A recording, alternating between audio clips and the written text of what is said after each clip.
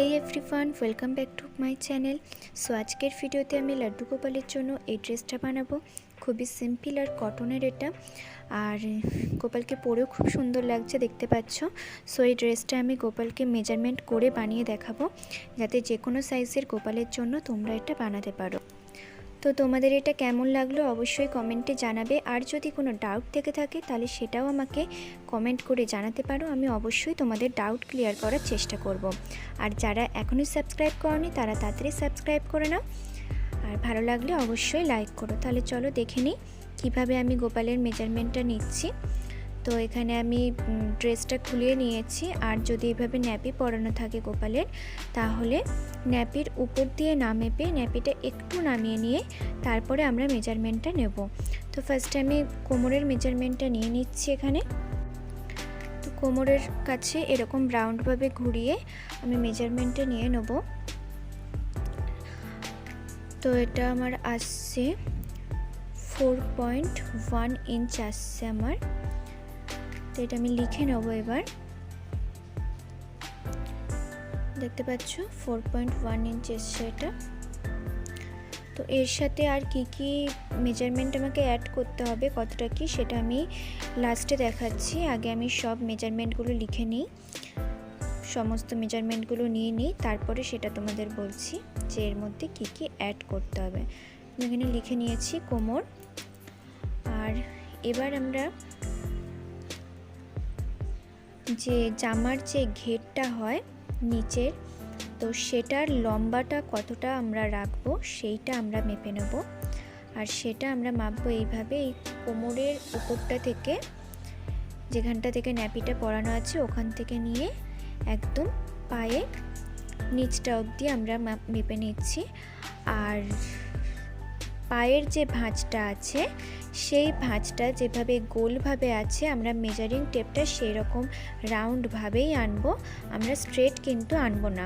Straight আনলে কিন্তু সাইজের গন্ডগোল হয়ে যাবে। তো তার জন্যই এভাবে রাউন্ডভাবে যেমন পাটা আছে সেরকমভাবেই আমরা মেজারিং টেপটা নিয়ে আসবো। তো এখানে আমার ঘেরার লম্বাটা হলো 2.7 ইঞ্চ, এটাও আমি লিখে নিচ্ছি। আর চওড়াটাও আমি এখানে সেমই লিখছি। তো চওড়াটা কিভাবে বার করতে হয় সেটা আমি পরে বলছি। তো চওড়াটাও আমি এখানে 2.7 ইঞ্চি আমি নিয়ে নিয়েছি।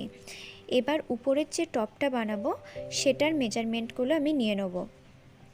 তো এটা আমি কিভাবে নেব, এই ন্যাপিটা যেখানে আছে সেখানটা থেকে কাঁধের উপর দিয়ে সামনের ন্যাপি পর্যন্ত আমি কিন্তু নিয়ে নেব এটা। তো এখানে একটু ন্যাপিটা তুলে নেবে, কারণ খুব নিচু হলে কিন্তু দেখতে ভালো লাগে না।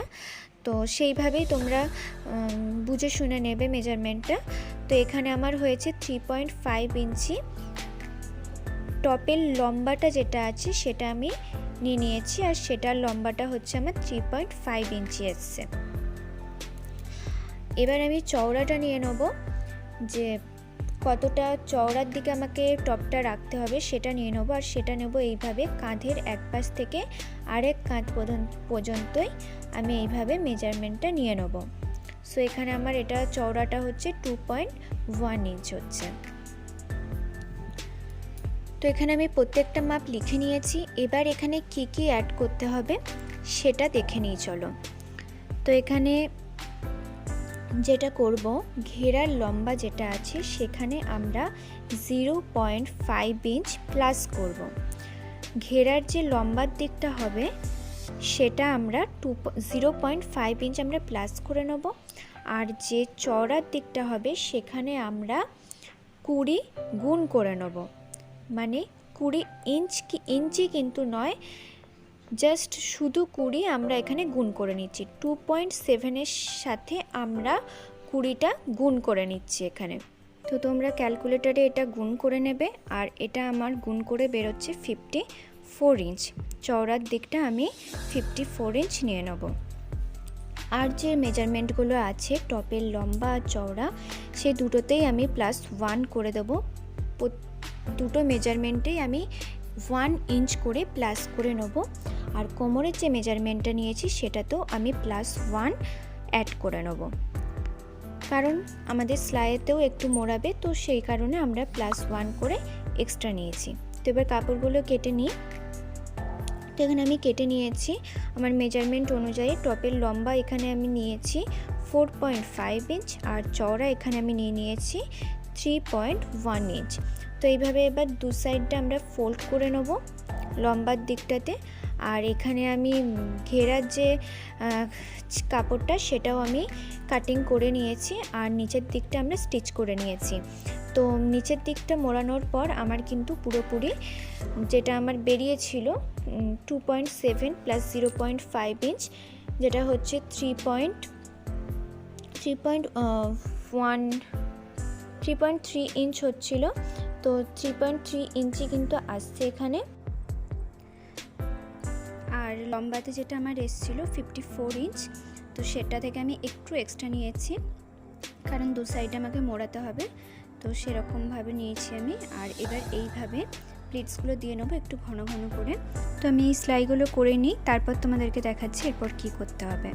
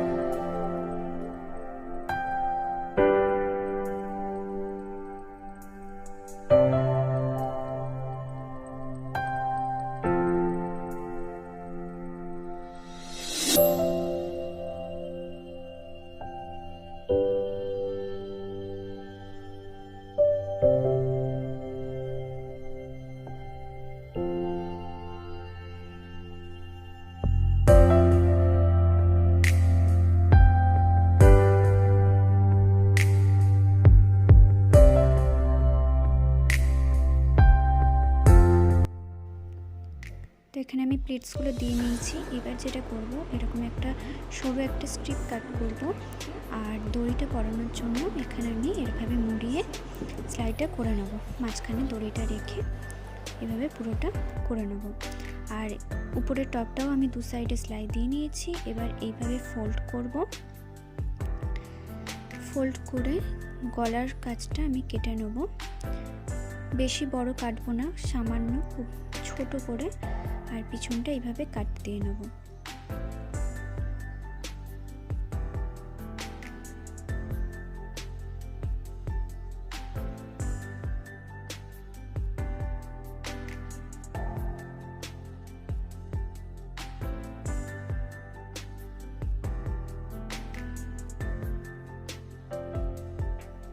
আর ব্যাক সাইডটা যেখানে আমরা কাট লাগিয়েছি পুরোটা, সেখানে গলার কাজটা এইভাবে হালকা করে কেটে দেবো কোণগুলো।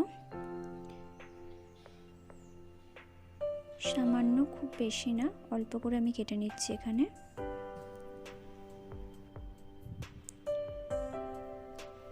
এবার যেটা করব, এখানেও আমি একটা স্ট্রিপ কাট করে নিয়েছি আর এইভাবে গলাটাতে আমি এটা সেলাই করে নেব।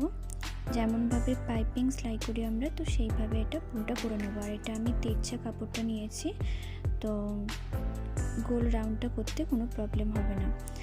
আর কোমরের কাজটা সামনেটা এরকম মুড়িয়ে পুরোটা সেলাই করে এক ধারটা আমি ছেড়ে দেবো, এক ধারটা যখন উল্টাবো তখন সেলাই করে নেব। তো এইভাবে একবার আমি সেলাই করে নিয়েছি। এবার যেটা করব, এইভাবে মোড়াবো, মাঝখানে দড়িটা রাখবো, আরেকবার ফোল্ড করে এইভাবে মুড়িয়ে সেলাই করে দেবো। খেয়াল রাখতে হবে যাতে দড়িটার উপরে সেলাই না যায়, দড়িটার নিচ দিয়ে সেলাই করব।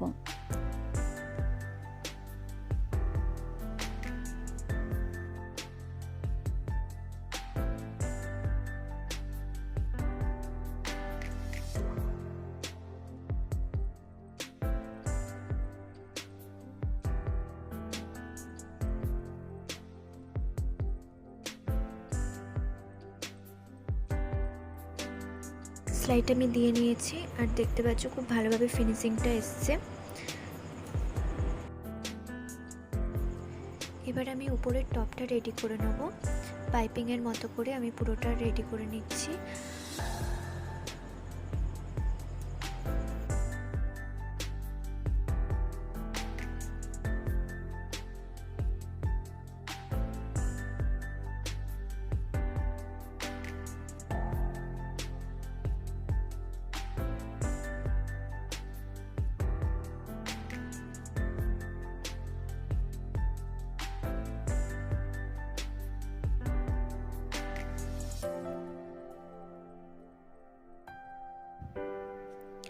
এই গোল অংশটার মধ্যে আমি ছোট ছোট কাট লাগিয়ে নিয়েছি যাতে আমার উল্টাতে সুবিধা হয়, রাউন্ডটা একদম পারফেক্ট আসে। তো এবার আমি উল্টা এটাকে সেলাই করে নিচ্ছি।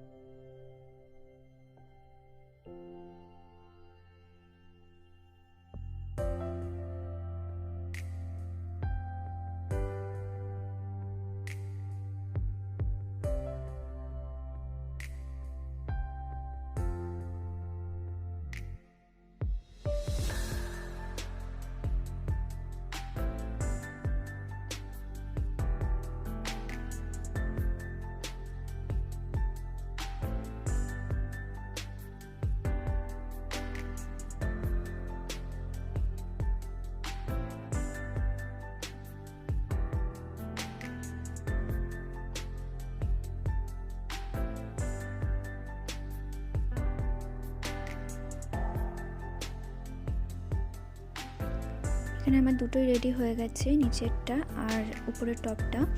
চাইলে তোমরা এইভাবে উপরের টপটাতে একটা দড়ি লাগিয়েও দুটো আলাদা আলাদা পরতে পারো। আমি এখানে দুটো জয়েন্ট করে নিচ্ছি, তো আমি তার জন্য দুটো সেন্টার পয়েন্ট মার্ক করে নেব। আর সামনের দিক থেকেই বসাবো, উল্টে কিন্তু বসাবো না, কারণ এখানে আমার নিচের অংশটাও কিন্তু রেডি হয়ে আছে। তো জাস্ট আমি পিছন দিক থেকে সামনাসামনি বসিয়ে এটাকে আমি স্টিচ করে নেব।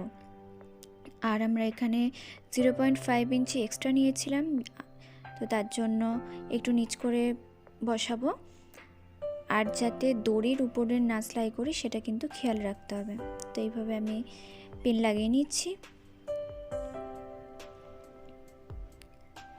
হাত দুটো এরকম সোজাভাবেই আমি লাগিয়ে পিন লাগিয়ে নেব, সেট করে ভালো করে।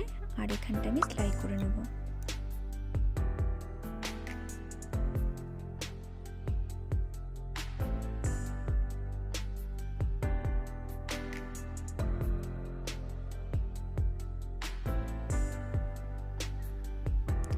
এই উপরটা দিয়ে আমি সেলাই করে নেব, যেখানটা দিয়ে দড়ি সেলাইটা আছে সেখানটা দিয়ে আমি সেলাই করে নিচ্ছি, তারপর দেখাচ্ছি তোমাদের। এখানে আমি সেলাই করে নিয়েছি, দেখতে পাচ্ছ খুব ভালোভাবে ফিনিশিংটা এসছে। আর তোমরা চাইলে এই জায়গাটাতে কোনো লেস লাগাতে পারো বা স্টোন লাগাতে পারো। আমি রোজকার পরানোর জন্য জামাটা করেছি, তো আমি সিম্পলি এটা রেখেছি। আর পিছনটাও দেখো খুব ভালোভাবে ফিনিশিং এসছে। তো এটা তোমাদেরকে আমি গোপালকে পরিয়ে দেখাচ্ছি যে কেমনভাবে পরাতে হয়। আর ভিডিওটা যদি ভালো লাগে অবশ্যই লাইক করো, কমেন্ট করো, শেয়ার করো। আর যদি এখনও সাবস্ক্রাইব না করে থাকো তাহলে অবশ্যই সাবস্ক্রাইব করে নিও।